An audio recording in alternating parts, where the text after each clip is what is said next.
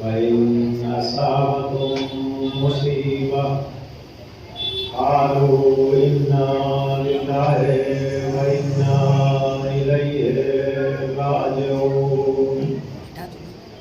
गुजारिश है एक मरतबा सूरह हम और 3 मरतबा सूरह इखलास मरहूम सैयद कबीर हुसैन हुसैन की रूह को इरसाल किया।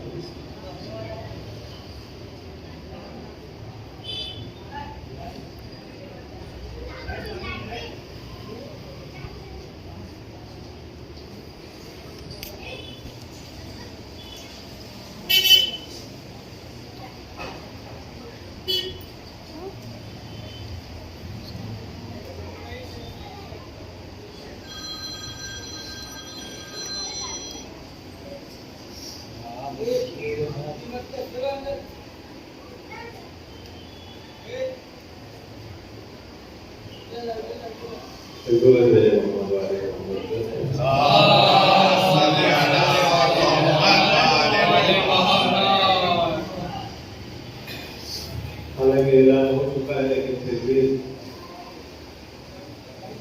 तवज्जो दिला जो लोग खासतौर से मजलिस करने के लिए आए और उनकी मजलिस में शिरकत करने के लिए उनसे गुजारिश है कि वो बाहर खड़े होने के बजाय और ज़्यादा भी तशरीफ किया है तो ज़्यादा बेहतर होगा। इससे सवाब भी ज़्यादा होगा और आले मोहम्मद अलैहिस्सलाम और मरहूम दोनों खुश होंगे। अक्सर फैशन बन गया है बात खड़े होकर मजलिस होते तो आवाज़ आना काफ़ी नहीं है। आवाज़ तो मोबाइल से सुन ली जाए, यूट्यूब में भरी पड़ी मजलिस फिर इतनी मजलिसें मीडिया में है यूट्यूब पे और दूसरी जगह ये मजलिस करवाने की जरूरत ही नहीं। तो सुनना एक अलग है और बाकायदा फर्श पर बैठ के मजलिस करना है दोनों के साथ। जो मजलिसें सिर्फ आवाज़ के जरिए सुनी जाती है उसमें आपको जानकारी तो मिल सकती है, क्योंकि ये मजलिस एक दर्स है, यूनिवर्सिटी है, क्लास है, तो उससे जानकारी तो मिल सकती है लेकिन सवाब नहीं मिल सकती। सवाब के लिए आपको बख्शेदा में आना ही पड़ेगा। अब असल मौजूद की तरफ जैसे कि हज़रात को इल्म है कि मजलिस से सुकून है, मोबिन भाई गुजरे और उनको में देखते देखते दुनिया से चले गए। ये हम सब के लिए इबरत और नसीहत है। ये तो हर एक मौत इबरत होगी कि कब कौन गुजर जाए कोई कुछ कह नहीं सकता। किसकी कब आ जाए, किस तरह से आ जाए, किस बहाने से आ जाए। ये बीमारियां तो बहाना होती है, बीमारी से कोई मकसद होती है, बीमारी से नहीं कोई मकसद। जिसको मरना रहता है उसको बीमारी है। कुछ बीमारियों से अगर मरने लगे तो जिंदगी में पता नहीं कितनी लोग बीमार होते नहीं मर जाते, लेकिन जब मरना रहेगा तो अच्छे ही नहीं होते। हजरत इब्राहिम अलैहिस्सलाम के ज़माने तक जो अमवात होती थी वो बगैर बहाने के होते, कोई बहाना नहीं होता। घर मौत आए, मलकुल मौत आए, घर से भी चलता चलता आदमी गिर गया हमारे, बैठा बैठा आदमी बात करते हुआ आदमी खाना खाता हुआ अल्लाह को प्यारा हो गया। तो अब इंसान का सबक में जाते ही आप कैसा जरा सा फायदा हो जाए तो बड़ा खुश हो जाएगा, और थोड़ा सा नुकसान हो जाए तो क्या न कर डाले। तो लोगों में, इंसानों में एक अफरा तफरी मच गई। और हजरत इब्राहिम अलैहिस्सलाम इतने बड़े नबी, रसूल इस्लाम के बाद इनको अगर हटा दिया जाए तो उनके बाद सबसे बड़े नबी हजरत इब्राहिम, या गिनती के एतबार आप सेकंड लास्ट नबी कह सकते हैं, सबसे बड़े सेकंड लास्ट नबी दूसरे नंबर पे हजरत इब्राहिम जैसा नबी नबूवत कर रहा है, तबलीग कर रहा है, इस्लाम फैला रहा है, दीन फैला रहा है, तो जिधर हजरत इब्राहिम जा रहा है उधर अल्लाह ताला को गाली लोग दे रहा है। तो अपने अपने मिजाज के हिसाब से आजकल की वही है, कोई अच्छे अल्फाज से जो है बुराई करता है और कोई डायरेक्ट जो है गाली नहीं देता है। तो कोई बुरा वाला कह रहा है, कोई कोस रहा है, कोई गालियां दे रहा है, कोई कुछ कह रहा है। हजरत इब्राहिम अलैहिस्सलाम पूछने का, अरे कल जवान बेटा हमारा पड़ेगा जवाब मांगे। हजरत इब्राहिम अलैहिस्सलाम ने देखा कल कि तो बड़ी खराब चीज, सारी मेहनत वो शक्ल में पानी दिया जा रहा है। वो आने के बाद में उन्होंने नमाज पढ़ी, नमाज पढ़ने के बाद दुआ की, परवरदिगार ये डायरेक्ट मौत का सिलसिला खत्म कर, कोई ना कोई बहाना दे दे, बहाने से मौत हो, ताकि लोग उस बहाने पे कोसे और तेरे नाम को कोई बुरा ना करे। उसको बुरा होगा कहता है, अल्लाह है, वो माबूद है, उसको बुरा लगता है, मैं नबी हूं तेरा। तो अल्लाह ने कहा कि हजरत इब्राहिम को बेटा करेंगे, इब्राहिम ठीक कहते हो, तुम्हारी दुआ आपने कबूल कर ली। अब आज के बाद से जो है तो डायरेक्ट मौत नहीं होगी, बहाने से। और वो मुहावरा मशहूर है, हिले रोजी बहाने मौत। रोजी के लिए कोई ना कोई जरिया चाहिए और मौत के लिए कोई ना कोई बहाना चाहिए। तो अल्लाह ने 3 बीमारियां भेजी थी उस वक्त,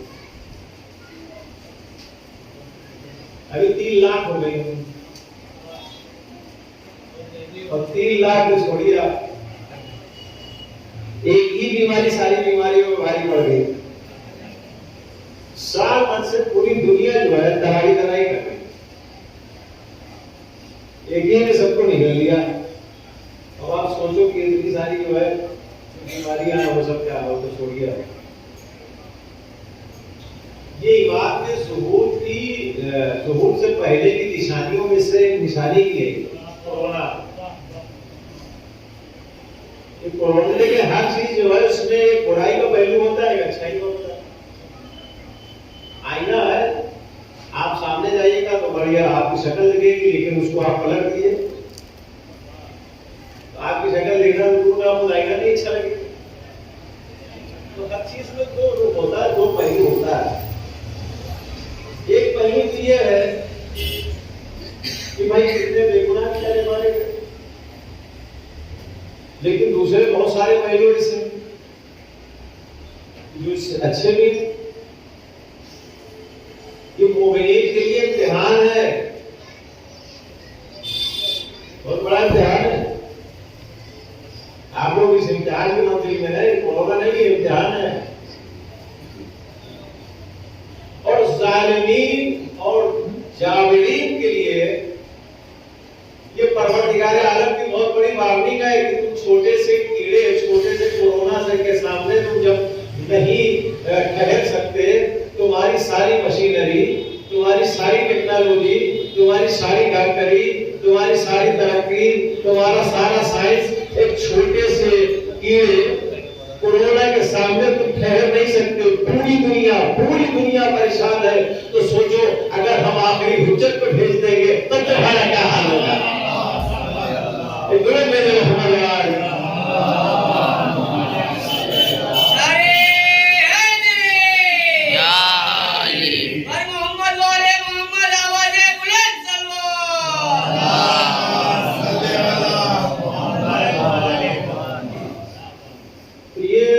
बीमारियां जो है ये बहाना है मौत और कुछ नहीं। जिसकी जब आई तो चली जाएगी, वो चला जाएगा, बच्चा चला जाता है, जवान चला जाता है, बूढ़ा चला जाता है। अच्छा परवरदिगार आलम ने हर एक चीज की एक जजा भी रखी है। ऐसा नहीं कि किसी के जवान बेटा छीन लिया मौत आई थी, नहीं, उसको मरना तो मरना ही था, लेकिन जिसका जवान गया उसको जो हम हुआ है परवरदिगार आलम उस हम के बदले उसको जजा देता है। जिसका छोटा सा बच्चा कि जिसने अभी दुनिया देखी नहीं थी, अभी उसने आंख खोली थी, या चंद महीने का था, चंद रोज का था, या चंद साल का था, और वो चला जाए, वो मर जाए, उसको मरना था ही, उसकी उम्र उतनी थी। लेकिन जिसका छोटा बच्चा गया है, जिस माँ ने अपने बच्चे को खिलाया नहीं, जिस माँ ने अपने बच्चे को ममता और प्यार नहीं दे पाई है, उस माँ का क्या कसूर था? तो उन माँ बाप को तो उसकी जगह मिलती है। जो बच्चे यतीम हो जाते हैं, माँ बाप का साया उनके सर से उड़ जाता है, माँ बाप को तो मरना ही था, जाना था, चले गए, लेकिन इन बच्चों का क्या कसूर था? तो परवरदिगार आलम ने इनके लिए भी जजा रखी। ऐसा नहीं है कि परवरदिगार आलम का कोई जो है फिर किसी एंगल से, किसी कोने से, किसी गोशे से उसमें कोई जुल्म दिखाई दे रहा हो। अब मैं ये मिसाल दे दूं, जिन माँ बाप का जवान बेटा इस दुनिया से गुजर जाता है, परवरदिगार आलम उसके माँ बाप के सारे गुनाह सभी माफ कर देता है। ये माँ बाप की जजा है कि उन्होंने इतना बड़ा हम सहा। जिन जो बच्चे इस दुनिया से तमसीनी में चले जाते हैं बालिग होने से पहले, तो परवरदिगार आलम ने उनका भी इंतजाम रखा है किया। जब तक महशर हिसाब किताब नहीं होगा, ये सारे बच्चे जितने भी मरते रहेंगे, इनको सबको अल्लाह ताला ने हजरत इब्राहिम अलैहिस्सलाम की सरपरस्ती में रखा है। जितने भी बच्चे मरते हैं नाबालिग, ये सारे बच्चे हजरत इब्राहिम अलैहिस्सलाम की सरपरस्ती में जाते हैं, और हजरत इब्राहिम अलैहिस्सलाम सबकी सरपरस्ती करते हैं और उनकी देखभाल करते हैं। मोहम्मद वाले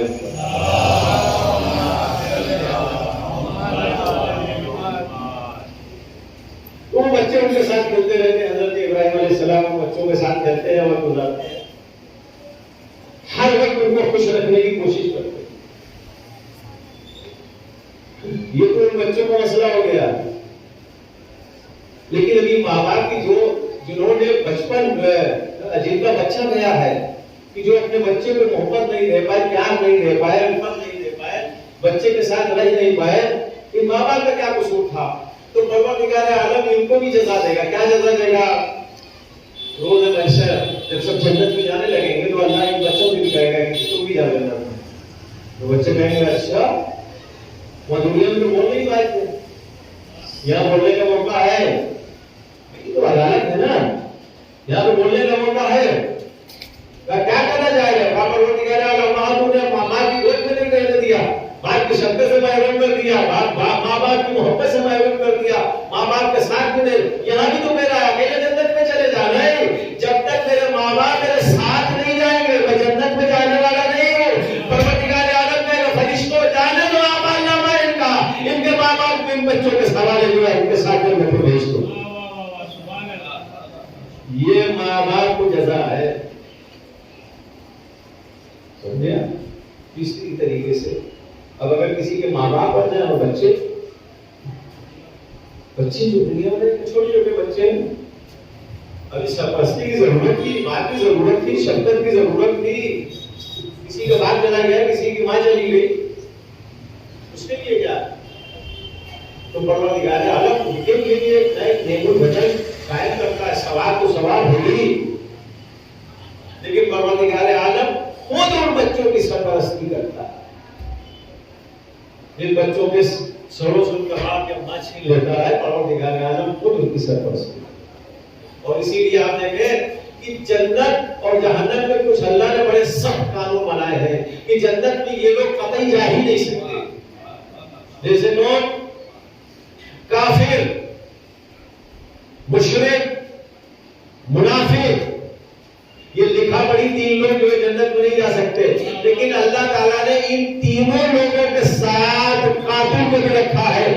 जिसने कत्ल किया है, जिसने किसी को मारा है, उसके ऊपर भी जन्नत हराम।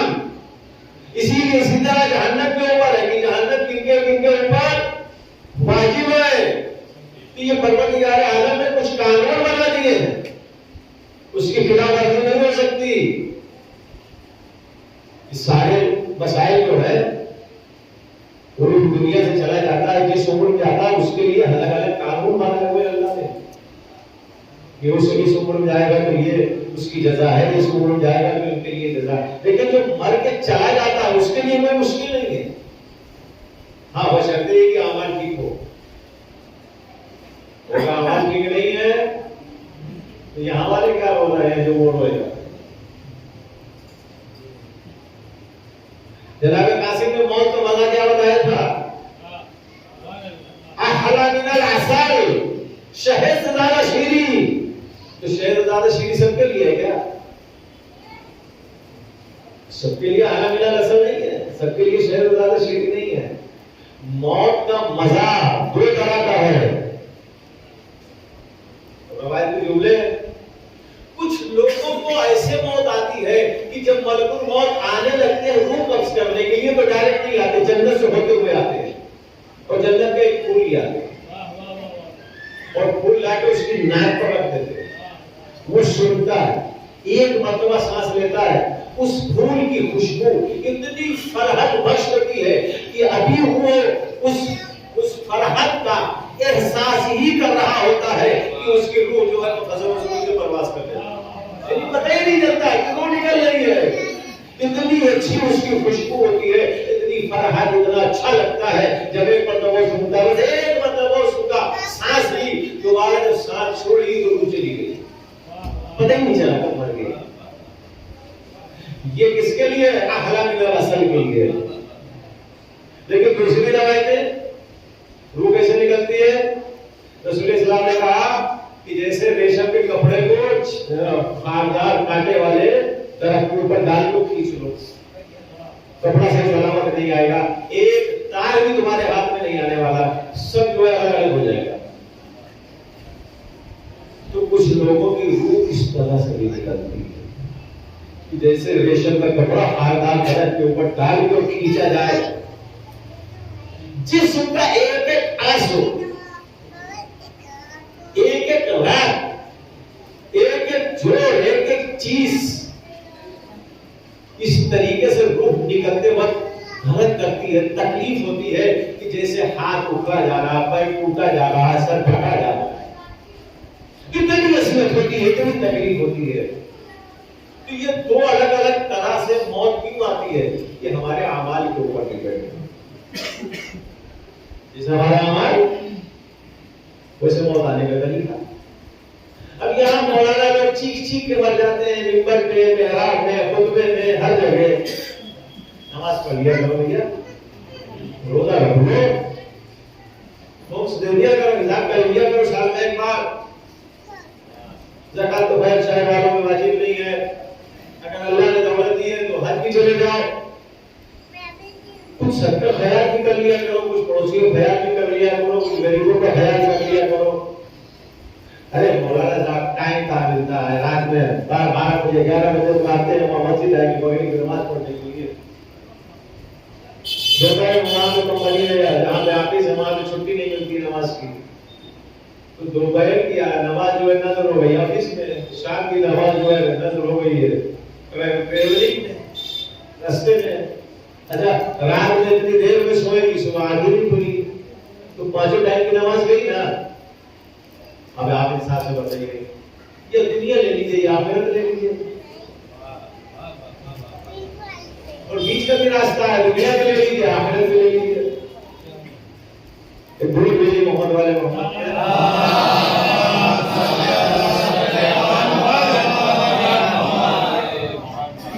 दोनों का बीच का भी रास्ता है। देखिए, इस्लाम ने कहीं नहीं कहा है आप आखिरत के लिए दुनिया को छोड़ दीजिए या दुनिया के लिए आखिरत को छोड़ दीजिए। इस्लाम ने हमेशा एक बीच का रास्ता दिया। पूरी दुनिया में जितने भी दीन हैं, इस्लाम को छोड़ दो, हर एक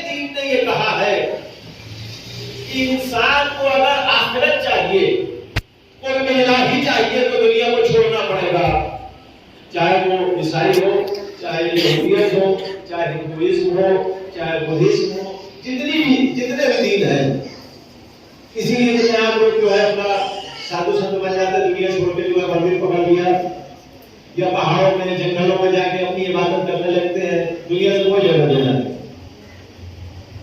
लेकिन इस्लाम ने सख्ती से मना किया, खबरदार दीन के लिए, आखिरत के लिए दुनिया से कुछ छोड़ना।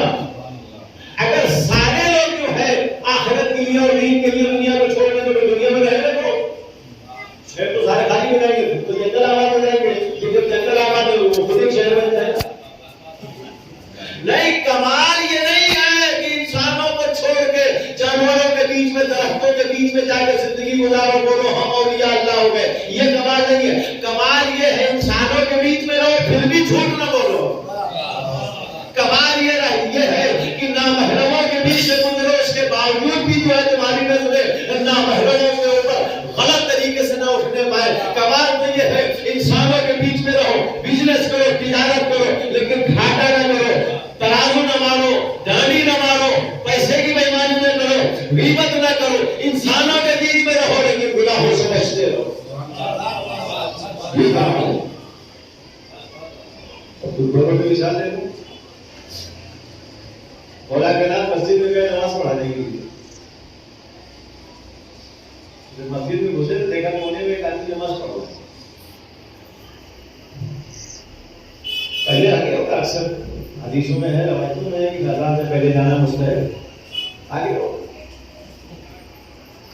नमाज पढ़ा के चले गए, वो भी पढ़ रहा है। अगले जाना है, फिर देखा वही पढ़ा, नमाज पढ़ा के जाने लगे, फिर देखा वही पढ़ा। 2-3 दिन जब हो गए तो एक मरतबा इमाम ने लोगों से कहा, कले कि ये काम नहीं करता है क्या? अरे कले कहाँ काम करता है, मगर ये तो सुबह शाम तक 24 घंटे मस्जिद में पढ़ा रहता है, नमाज पढ़ा करता है। उधर बैठने लगा, उधर खाता क्या है, कल महीने वाले कुछ ला के दे तो खा लेता है, तो नहीं दिया तो अपना भूख चालू है। इसकी फैमिली, इसके बाल बच्चे क्या करते हैं? पहले वो अल्लाह के भरोसे, वो सली ने जैसे ही से सुना कि अल्लाह के भरोसे, कहा कि ये खाए और इसको पकड़ो और इसको मथक्के मार के मस्जिद से बाहर निकालो। हमारे इस्लाम ने नहीं सिखाया है कि बाल बच्चों को फैमिली की जिम्मेदारी छोड़ के खाली नमाज पढ़ते रहो। नहीं, नमाज भी पढ़ो, उनकी जिम्मेदारी भी पूरी करो, वो भी इबादत, ये भी इबादत। शायद यही वजह है किसी जगह आप तारीख में, हदीस में, कुरान में किसी जगह नहीं दिखा सकते कि अगर कोई शख्स घर से बाहर निकला हो नमाज पढ़ने के लिए और रास्ते में उसको मौत आ जाए तो शहादत की मौत है। लेकिन ये लिखा हुआ है कि अगर कोई शख्स अपने बाल बच्चों के लिए कमाने के लिए निकलता है, कस्बे माश के लिए निकलता है, तो अगर उसको रास्ते में मौत आ जाए तो शहादत की मौत है। और जितने कदम भी वो उठा के चलेगा, परवरदिगार हर कदम के ऊपर तस्बीह और इबादत का सवाब देता है।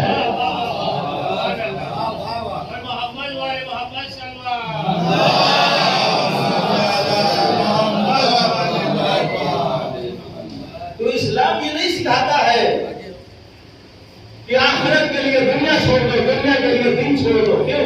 इसलिए कि इस्लाम ने दीन और दुनिया दोनों को मिला के इबादत का सलीका सिखाया। हमारे इस्लाम ने नहीं कहा कि तुम गरीब रहो, बड़े कामयाब हो और मालदार हो गए जहन्नमी हो गए, नहीं, ऐसा नहीं है। यह बिल्कुल गरीब है तो जन्नती हो गया, ये हरगिज़ इस्लाम का तस्वुर नहीं है। इस्लाम ने एतदाल बनाया, एतदाल, बीच का रास्ता।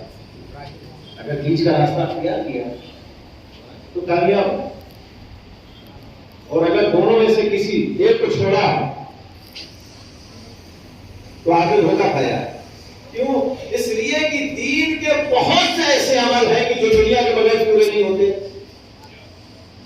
मैं मिसाल ले, हज करने जाते हैं आप,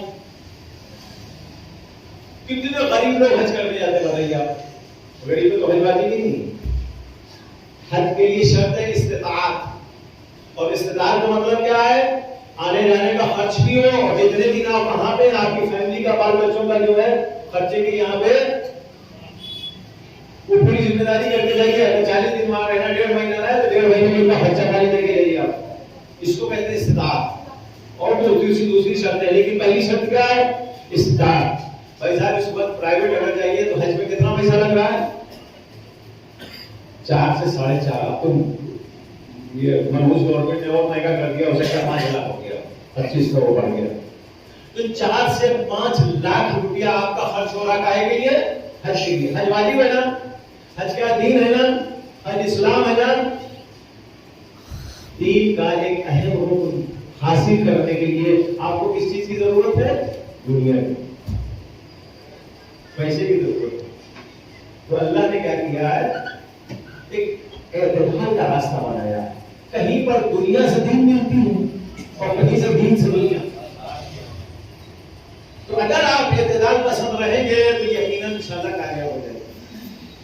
और जब कामयाब हो गए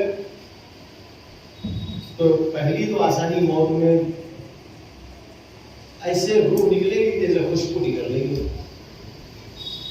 और दूसरी आसानी सवाल जवाब के बाद। भाई साहब बहुत से लोग ऐसे होंगे कि जो जिनके सवाल जवाब कई हजार साल में भी पूरे नहीं हो पाएंगे। कब्र में कितने सवाल, लेकिन सुनते ना आप लोग, फिर हम सब में हमारे दरमियान जितने भी लोग बैठे हैं, तो चार मुद्दे तो नशे घर वाले जो है उनको तो दफन करने ही गए होंगे, तलकीन तो सुनी होगी ना। कितनी देर की तलकीन? वो तलकीन में जो सवाल है क्या है? तुम्हारा रब कौन है, तुम्हारा नबी कौन है, दीन कौन, इस्लाम कौन है, कुछ सवाल है। 5 मिनट के सवाल नहीं, 5 मिनट के सवाल, 5 मिनट के जवाब, 10 मिनट में सब सवाल जवाब सब हो जाएगा। लेकिन रवायत में है कि कुछ लोग हजारों साल तक इन्हीं सवालों में उलझे रहेंगे, जवाब ही नहीं दे पाएंगे। एक सवाल पूछा गया उलझ गए, अगर इसने कहा जवाब दो, जवाब ही नहीं समझ रहा, बोल लो। अमली ऐसे किए थे, उसका जवाब ही नहीं दिया। अब जब तक अगला जवाब, जब तक इसके जवाब नहीं दोगे, जब तक जो है कब्र में जल्दी पढ़ते रहेंगे। कई 100 साल के बाद पता चला उस सवाल का जवाब याद आया। जैसे ही जवाब आया, चले आओ जल्दी से हमारा जवाब सुन लो। और फरिश्ते आए, कहले हाँ भाई क्या हुआ, जवाब याद आ गया? कहले हाँ याद आ गया। कहले ये जवाब है। उन्होंने कहा ठीक है, अगला वाला सवाल अगर आप ठीक है तो बता दिया, और नहीं ठीक है तो भूल गए, उसको भी जवाब बोल गया। कहले रुक जाओ, जब याद आ जाएगा तो बुला लेंगे। तो बरसत तो छोड़ो, बरसत तो बात की चीज है, ये कब्री ही में उलझे रहेंगे हजारों साल तक, सैकड़ों साल तक। और बड़ी मुश्किल से अगर बात भी हो गया तो बरसत का मसला है। बरसत भी 2 तरह की है, अच्छे बुरे वाले। जिनकी रूह वो रेशम के कपड़े की तरह निकली है, वो मालूम पढ़ू कहाँ है, इसके बारे में मुख्तलिफ रवायत। एक रवायत ये कि जिधर सूरज डूबता है ना, जिधर सूरज डूबता है उधर ही वादी मौजूद है। जहां से सूरज की रोशनी पड़ना बंद हो जाती है, वहीं से वादी का बढ़ू शुरू हो जाता है। अब आप अंदाजा लगाइए, थोड़ी देर के लिए लाइट जाती है, थोड़ी देर के लिए लाइट जाती है, भाई साहब दिमाग खराब हो जाता है। चराग मोमबत्ती फला ढमाल घूमते रह जाते, 5 से 10 मिनट नहीं आए, दरवाजा खोल लेते, खिड़की खोल लेते, रोड पे ऊपर आ जाते हैं। और अगर रात में लाइट लगाते दवा खड़ा हो जाएगा। कहाँ है पता है? जहां से सूरज की रोशनी पड़ना बंद हो जाती है, वो इलाका वादी पर होता है। यानी जितने वक्त, जितने हजार साल वहां रहोगे, रोशनी से महरूम रहोगे। सबसे बड़ा बात बाकी मैदान जो है वो तो है ही। वादी सलाह क्या है? क्या बढ़िया जगह, जो दिल चाहे वादी बड़ों से निकलो, मौला कायनात के रोजे के पीछे नजर शरम में रोजे के पीछे वादी सलाम है, और वहां के ऊपर सारी मोहब्बत है। जब दिल चाहे निकलो, रोजे के सामने आओ, मौला आप पर मेरा सलाम हो। सुबह सलाम करो, दोपहर सलाम करो, शाम को सलाम करो। जितनी मर्तबा दिल चाहे रहो, नजर की ज़ियारत करो, नजर का तवाफ करो, इमाम की सलाम करो, इमाम की ज़ियारत करो। ये है वादी सलाम। कोई मुश्किल नहीं, कोई परेशानी नहीं, शाम को रात में सारे जो है रूहें आती है, जमा होती है, बैठ के आपस में बातें करती हैं। लोग जो आरिफ लोग हैं, जो देख सकते हैं, जिनके अमाल इतने अच्छे हैं, वो जाते और रूहों को जब बैठा हुआ देखते हैं वादी सलाम में, तो ये लगता ही नहीं है कि हम इस दुनिया में हैं या वहां रूहों और मुर्दों के बीच में है। ये आलम है वहां पर, पता ही नहीं चलता है कि मरे हुए लोग नहीं, जिंदा लोग हैं, वैसे ही बैठे हुए हैं, वैसे ही कपड़े पहने, वैसे ही हंस रहे हैं, मजाक कर रहे हैं, दूसरे खैरियत पूछ रहे हैं, खाना आ रहा, पानी आ रहा, कपड़े आ रहे, सब ये वादी सलाम। अब ऐसा कि आपके ऊपर है कि इधर वाले में जाना है या वादी सलाम नजर वाले में जाना है, कौन सी मरज़क में जाना है आपको? अच्छा, ये मरज़क तो पार हो गई अगर हजारों साल के बाद, मरज़क कितनी बड़ी होगी? मिसाल के तौर पे आज कोई मरा तो मरज़क उसकी कितनी लंबी है, और फिर पता नहीं कितने साल के बाद इमाम का ज़हूर हो, फिर इमाम कितने साल में हुकूमत करे, फिर इमाम के बाद सारे इमामों की हुकूमत होगी, फिर सारे इमामों की हुकूमत के बाद क़यामत होगी, तो पूरा वक्त कितना गुजरेगा? हजारों दुनिया के साल के हिसाब से हजारों साल। अब आप अंदाजा लगाइए कितने हजार साल आपको बरसक में रहेगा। अब अगर लॉन्ग ड्राइविंग जाते हैं ना, सोचते हैं कि गाड़ी अच्छी हो, एसी हो, अगर 24 घंटे का सफर है ना, बल्ब भी हो, खाली सीट ना हो, बैठने के लिए आराम हो, थोड़ा टहलने का, खड़े होने का भी इंतजाम हो, इंतजाम करके नहीं जाएंगे, कैसे चले जाएंगे? इंतजाम के लिए दुनिया में जो है ये कुछ साल लिए गए हैं ना, ये उसी इंतजाम के लिए है। ये कुछ साल दिए गए हैं ना, ये साल सिर्फ आपको वो उतने पुरानी सफर के अखराजात जमा करने में साल बीत जाते हैं, उससे ज्यादा वक्त नहीं है भाई। अभी यूपी जाने लगे आप 10-15 दिन के लिए, तो पता है 3 दिन से जो है आपकी पैकिंग शुरू कर दी है, और 15 से 20 दिन पहले जो है मार्केटिंग शुरू कर दी है, शॉपिंग शुरू कर दी है। 10-15 दिन के लिए यूपी जाते हैं, घर जाते हैं।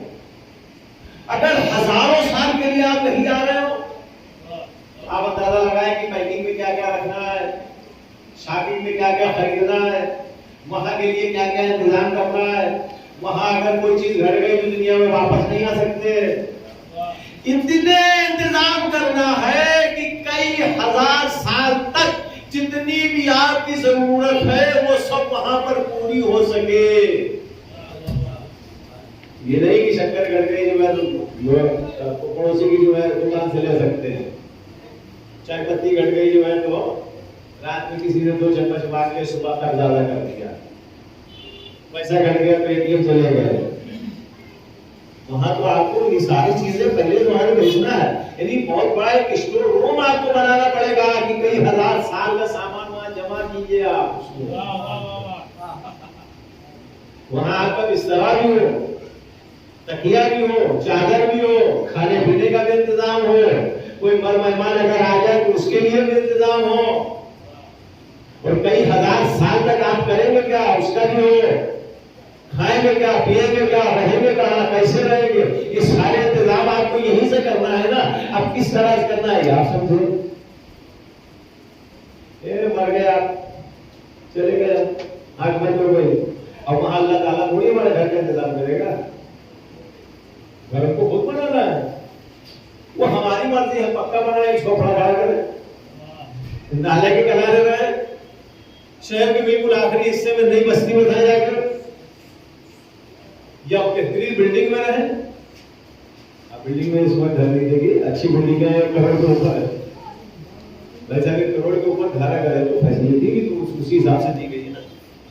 कुछ झोपड़े में है तो वहां के हिसाब से मच्छर काट रहा है, मक्खी काट रही है, कीड़े है, मकोड़े है, पानी नहीं लाइट नहीं, गंदगी बहुत ज्यादा, रहने की जगह नहीं है। और कौन वाला घर आपको चाहिए कि आपको ये भी सेट करना पड़ेगा। जिस तरह ये दुनिया में जो है घर खरीदते हैं ना, तो वहां के लिए भी तो घर यहीं से बनाना है। अगर खाली बेड के ऊपर आपको लिटा दिया तो नींद आएगी, तकिया नहीं होगी ना तो 2-4 कपड़े लपेट के बांध के सर के नीचे रख लेंगे, तो बगैर तकिए की नींद नहीं आती। वहां के लिए भी तो तकिया चाहिए, बिस्तर चाहिए, चादर चाहिए, लाइट चाहिए। बेड चाहिए, खाने के चाहिए, क्यों नहीं चाहिए? कुछ इंतजाम किया कि नहीं किया? उसे यहीं से करना पड़ेगा। अच्छा, उसके लिए कोई बहुत ज्यादा परेशान होने की जरूरत नहीं है। अगर परवरदिगार आलम सुबह से शाम तक तुमको नमाज में खड़ा कर देता तो ये हमारे ऊपर जुल्म था, लेकिन अल्लाह ने तुमको नमाज को उतनी टाइम के लिए खड़ा किया कि जितने टाइम तुम अपनी पेट पूजा करते हो। भाई सुबह भूख लगती है तो नाश्ता करते हो ना, नाश्ते से पहले 2 रकात नमाज पढ़ो, तुम भी फिनिश हो जाओगे, नाश्ता भी अच्छे से कर लो। दोपहर में कहीं भी रहो, काम करो, कहीं भी काम कर रहे हो, खाने के लिए छुट्टी करते हो ना, तो हाथ मुंह को पहले नमाज पढ़ लो, बदन फिनिश हो जाए, खाना खाओ। रात में खाना खाते हो कि नहीं? काम करने के बाद में हाथ में धोलो, वजू करो, और उसके बाद में मगरिब इशा की नमाज पढ़ लो, उसके बाद खाना खा लो। उनसे जो है बहुत ज्यादा अल्लाह ने आपको खड़ा दिया, टाइम दे दिया। मत 24 घंटे होते हैं रात दिन में, पूरी नमाज 5 वक्त की कितने मिनट लगते हैं? बहुत से बहुत भाई साहब 1 घंटा। अल्लाह ताला ने 24 घंटे में 1 घंटा अपने लिए रखा, 23 घंटा तुमको दिया। जुल्म है? कौन सा जुल्म है बताइए? पूरी जमात से नमाज पढ़ेंगे तो थोड़ा सा टाइम लगेगा। पुराना पढ़ने से माशाअल्लाह देखी नमाज पुराना पढ़ते हुए फ्यूचर में आता है। जब तक तुम वजू करोगे 7 घंटे काम होगा खत्म, इतनी देर नमाज हो जाती है। इसीलिए कहा जाता है जमात से नमाज पढ़िए, ताकि इत्मीनान भी हो कि नमाज सही है और सवाब भी ज्यादा हो। और बहुत सी चीजें हैं कि जो नमाज में कमियां रह जाती है वो जमात पूरी कर देता है। हालांकि ये पुराना नमाज में भी कमियों को पूरा करने के लिए बहुत से अमाल दिए गए हैं। मसलन ताक़ीबात नमाज है, नवाफिल है, दुआएं हैं, तस्बीह फातिमा ज़हरा सल्लल्लाहु अलैहा है।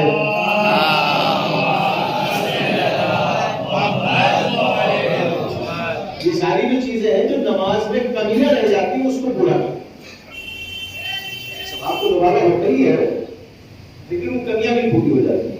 लेकिन अगर आप जमात से नमाज पढ़ रहे हैं, बहुत सारे फायदे में एक छोटा सा फायदा आपको बताओ। अगर जमात में 10 लोग खड़े हो गए तो आपकी दुनिया से अच्छा कैलकुलेटर और कंप्यूटर वाला हिसाब अल्लाह ताला के पास है।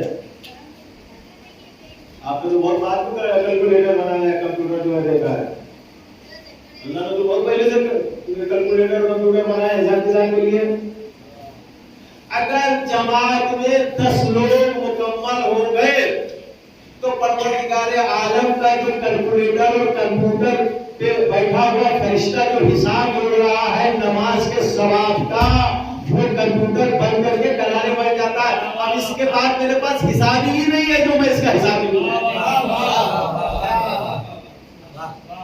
गिनती नहीं है, हिसाब नहीं है जो मैं इस जमात का हिसाब लिखूं कि जिसमें अगर 10 लोग या 10 से ज्यादा पहुंच गए।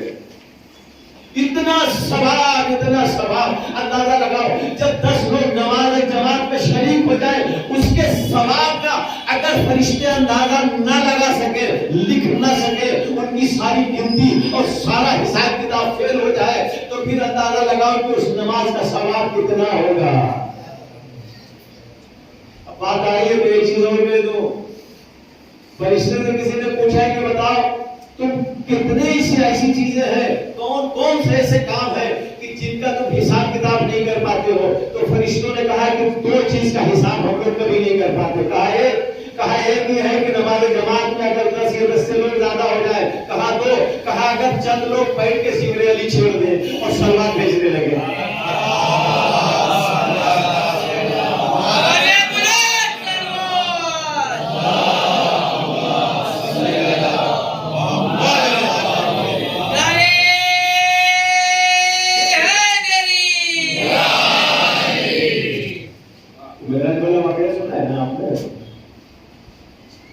मेराज में गए, देखा एक बाजी बैठा है, फरिश्ता बैठा हुआ है, उसके 1000 हाथ, 1000 हाथ, और हर हाथ में 1,000 उंगलियां, और हर उंगली में 1,000 ये पोर। जो निशान है ना उंगलियों पे, अरे बात जिसके करना वो सारे हाथों को ऐसे जब उठाए उंगलियों से इस तरह से वो गिर रहा है, अकेला हो गया। रसूलुल्लाह ने जिब्रील से पूछा कि जिब्रील क्या कर रहा है? तो यार रसूलुल्लाह नजदीक के कहने क्या कर रहा है? अरे कहने कुछ नहीं, ये जो आसमान से बारिश होती है ना, तो वही गिर रहा है कि कितना कतरा कहाँ गिरा, कितना खुशकी में गिरा, कितना समंदर में गिरा, कितना बाग में गिरा, कितना आबादी में गिरा, ये सारा गिरता। और खाली ये नहीं, कितने बारिश के कतरे काम में आए और कितने बेकार हो गए, उसे पत्थर जमीन में गिरे तो बेकार हो ही जाएंगे ना। कि सारा हिसाब पढ़ते रहे रसूलुल्लाह सल्लल्लाहु अलैहि वसल्लम बड़ा हिसाब है। अरे कल ये तो हमारे बाएं हाथ का काम, ये कोई हिसाब बहुत बड़ा थोड़ी। मैंने इसीलिए कहा कि दुनिया में कोई कैलकुलेटर और कोई गिनती इतनी बड़ी है नहीं जो अल्लाह ने पहले से बना कर है। कोई दुनिया में हिसाब करने वाला जो बारिश के कदरों का हिसाब कर, अभी तक कोई कंप्यूटर और कोई डिवाइस और कोई साइंस और कोई तरक्की इस लायक नहीं कि बारिश के कदरों का पूरी दुनिया का हिसाब कर ले। वो एक बैठा, एक फरिश्ता बैठा सब हिसाब करता है पूरी दुनिया का, कितनी बारिश की। अब आप अंदाजा लगाइए कितना बड़ा हिसाब चाहिए वो, कितना बड़ा हिसाब करने वाला। उसी से रसूलुल्लाह ने पूछा, अच्छा ये बताओ तुम बारिश के कदरों का हिसाब कर सकते हो, कोई ऐसी चीज नहीं है जिसका हिसाब तुम्हारे पास नहीं है?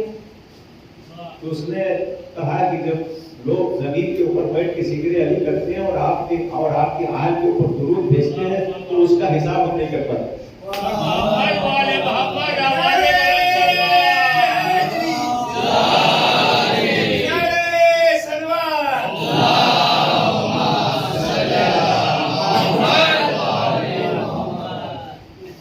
और एक तो छोटे छोटे सवाल होता है छठे नाम के हदीस है, जिक्र अली सुन के अगर मोमिन हल्का सा मुस्कुरा दे, हंसता नहीं, सलवार नहीं भेजी, बाबा नहीं कहा, गाना नहीं लगाया, नहीं कुछ भी नहीं कहा, हल्की सी मुस्कुराहट अगर लोगों में आ गई ना, आबिद की 1 महीने की इबादत से ज्यादा बेहतर है। अंदाजा लगाए, अगर जिक्र अली सुनकर लबों पर हल्की सी मुस्कुराहट आ गई तो आबिद का मतलब समझे, ये 5 वक्त की नमाज पढ़ने वाले को आबिद नहीं बोलते। आबिद जो हर वक्त नमाजों में लगा रहे, मुब्तला रहे, हर वक्त नमाज कोई ना कोई इबादत करता है। आबिद की 1 महीने की इबादत से ज्यादा बेहतर ये थोड़ी सी मुस्कुराहट है। सोचो अगर जरा से मुस्कुराहट आ जाए तो 1 महीने की इबादत, और अगर कोई खुश होके और नारे लगाने लगे, दुरूद भेजने लगे तो उसके सवाब का अंदाजा कौन लगा सकता है?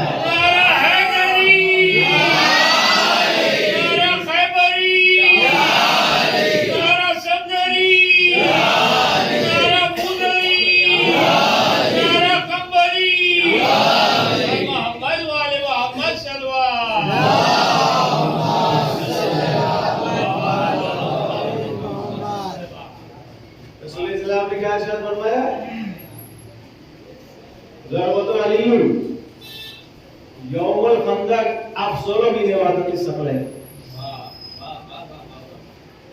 अली की एक जरूरत जो खंदक के दिन उन्होंने अमर इब्न अबवत के ऊपर चढ़ाई की ना मारी थी, एक जरूरत।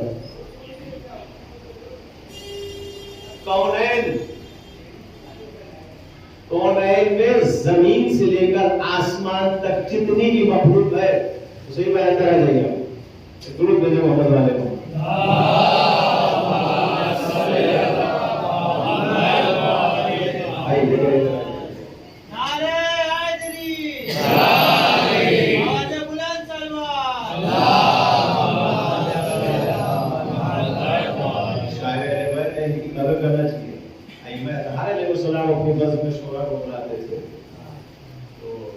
इसीलिए उस सुन्नत हमने अदा की है। दुरूद भेजो मोहम्मद वाले को।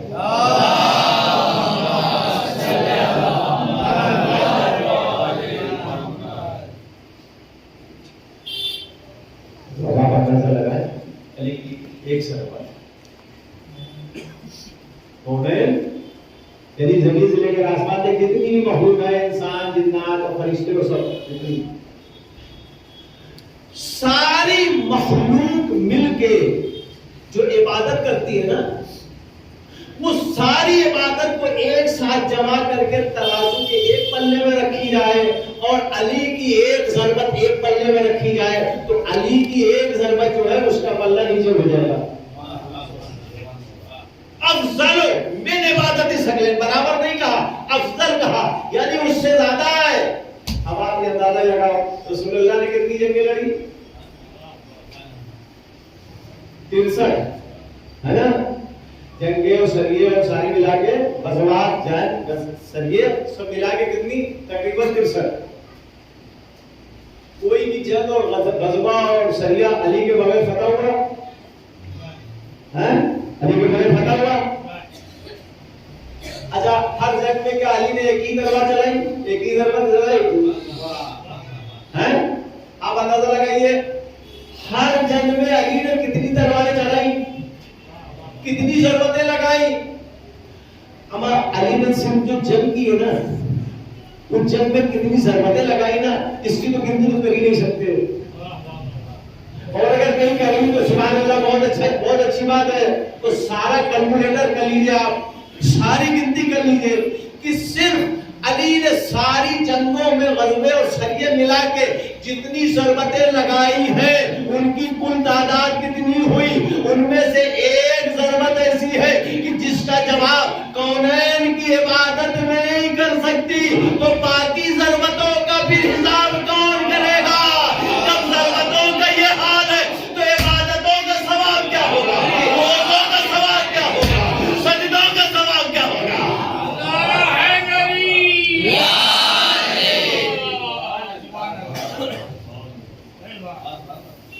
अब आपकी खुशहाली के लिए, क्योंकि मोमिन का दिल खुश होता है वाले मोहम्मद के बनाए, एक रवायत सुना दो, आमाना है इस्तेमाल के लिए बड़ी बेटी हो बड़ी है।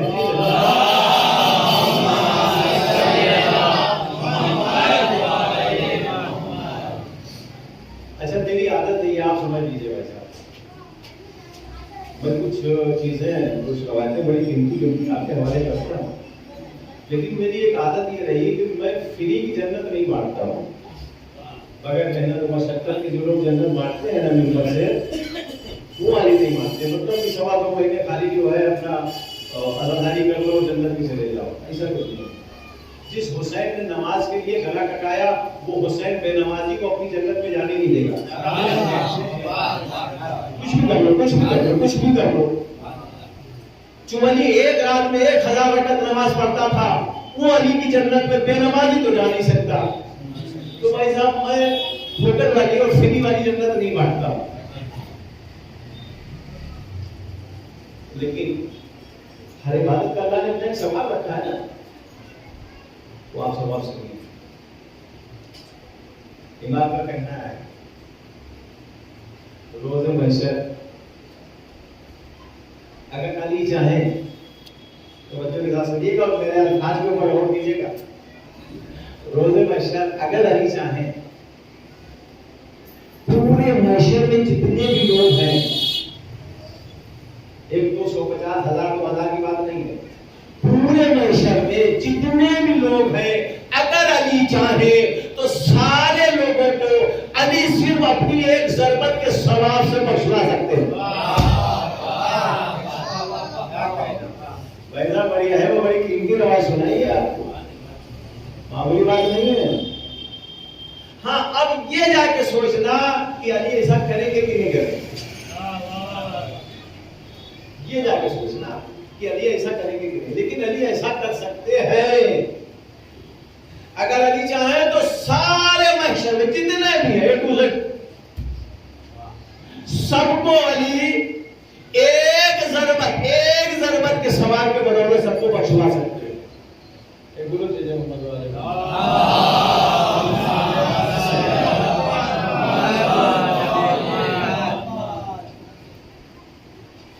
ये है अपने अपने सवाब का एक दायरा है। हाँ किसकी बख्शिश होगी ये हम नहीं जानते, ये अली से पूछो। लेकिन हाँ रवायतों में इतना सुना है कि अली हर एक की कब्र में आते हैं, अली हर एक की कब्र में आते हैं। मौलाना दुरूद भेजे मोहम्मद वाले,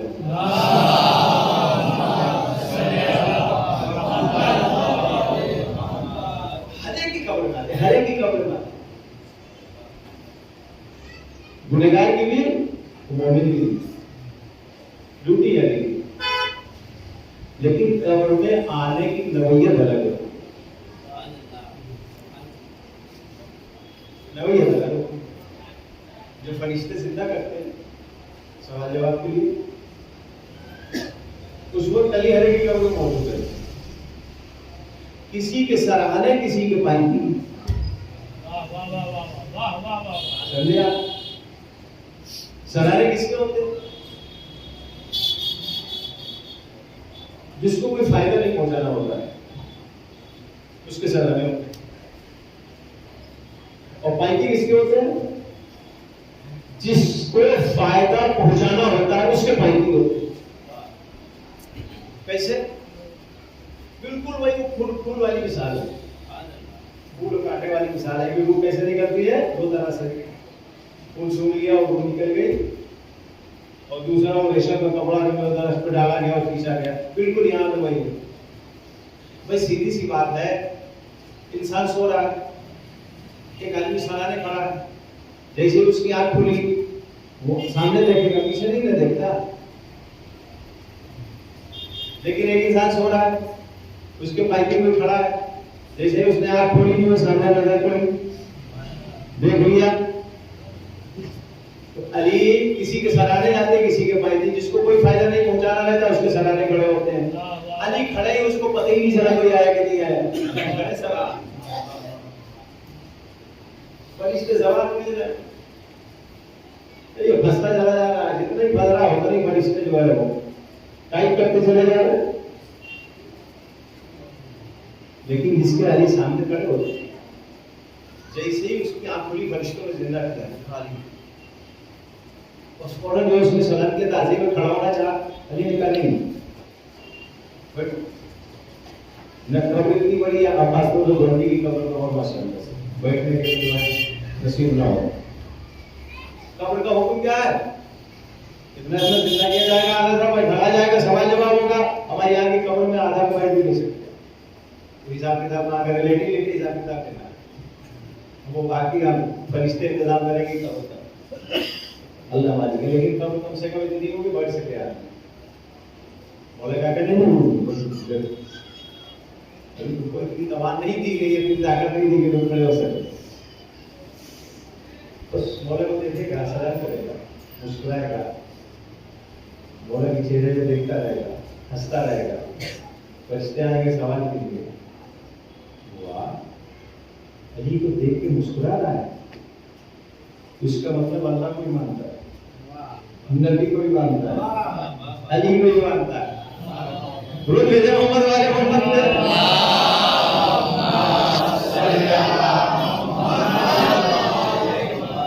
हम आधे जवाब तो खाली मुस्कुराहट में चले गए,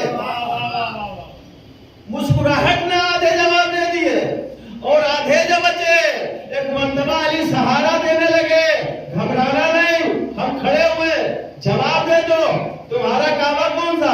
फरिश्तों का क्या ऊपर तुम्हारा अकीदा है कि नहीं? कब्र के ऊपर है कि नहीं? नबी तुम्हारा कौन था? किताब तुम्हारी कौन? इस्लाम तुम्हारा कौन? जरा सा भी अगर मुश्किल हुई, अली ने कहा परेशान न हो, हम खड़े हैं। सोचो जब शहरे इल्म का दरवाजा खड़ा हो तो किसकी मजाल कि वहां पर चंद सवाल पूछे जाए और उसको जवाब ना आए। एक बात तो भेजे मोहम्मद,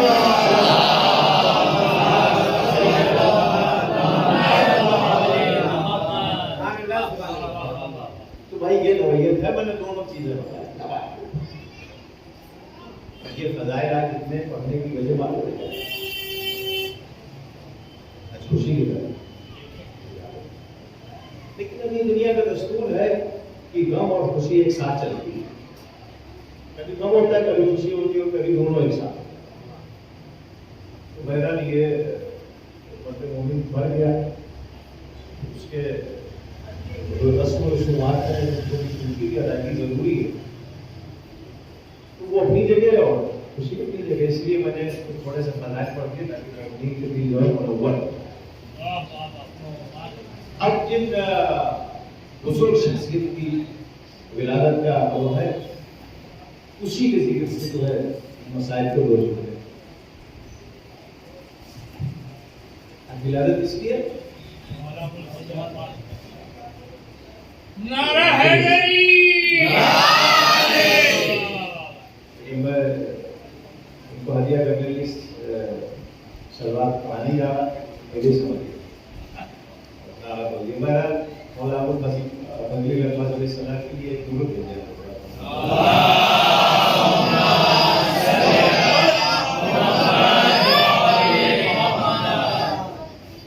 ये मौत का जो फलसफा है ना, ये सब नहीं समझ सकते, बहुत कम लोग समझते, और उन कम लोगों में आले मोहम्मद के चाहने वाले, और आले मोहम्मद के चाहने वालों की भी कम लोग, बहुत से लोग जो दुनिया शादी में करते हो, दुनिया परस्ती है, वो नहीं समझ सकते। पानी न होने की वजह से मश्क सूख गई थी। सकीना लेके आई, उसने अब्बास अलग को पकड़े हुए थे, अब अलग को झुका दिया, कहा बेटा अपने हाथ से बात। सकीना ने अपने हाथ से मश्क को अलग में बांधा। आप इसीलिए देखें कि दुनिया में कहीं भी चले जाए मश्क के साथ और अलग के साथ मश्क जरूर आपको मिलेगी, बगैर अलग में मश्क नहीं होती। यह ऐसा मश्क जो है सकीना ने अलग से बांधी, कभी मश्क अलग से जुदा नहीं हुई। और पास जाना चाहते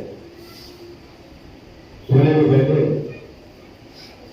भाई को अलविदा कहा, खुदा हाफिज कहा, सारी बीवियों को खुदा हाफिज कहा, जैसे ही बैठ गए घोड़े पर और जाना चाह रहे थे तो मुस्तफा इमाम हुसैन सलाम ने फिर आवाज दे दी, अब्बास जरा रुको। अब्बास ने घोड़ा नहीं आगे बढ़ाया, आका क्या बात है, आपने तो इजाजत दे दी। तो भैया अब्बास जरा अपने परचम को थोड़ा सा नीचे करो। अब्बास ने परचम को नीचे किया, तो परचम ये अलग कौन सा अलग मालूम है जो रसूल इस्लाम ने अली मुर्तजा को दिया था, और इसके ऊपर रिसालत नाम ने अपनी उंगली से एजाज से नस्रुम मिनल्लाह व फतहुन करीम लिखा था। अज़ादारों, जैसे ही अब्बास ने अपने अलम को नीचे किया है, हुसैन ने अपनी इमामत की अंगुष्ठ एजाज से उस इमारत को काटा, उसके नीचे लिख दिया इन्ना लिल्लाह व इन्ना इलैहि राजिऊन। ए अज़ादारों, बस दो जुमले कहना चाहता हूँ। अरे ये खबर खैमे में पहुंच गई। एक मर्तबा बीवियों में कोहराम ज़ैनब आई, ज़ैनब ने आके कहा, ए बीवियां जमा हो, सारी शहजादियां जमा हुई। ज़ैनब ने कहा, ए बीवियों, हम तुमसे एक बात की माजरत करना चाहते हैं। बीवियों ने कहा, ए मेरी शहजादी, वो माजरत कैसी? कहा जब हम मदीने से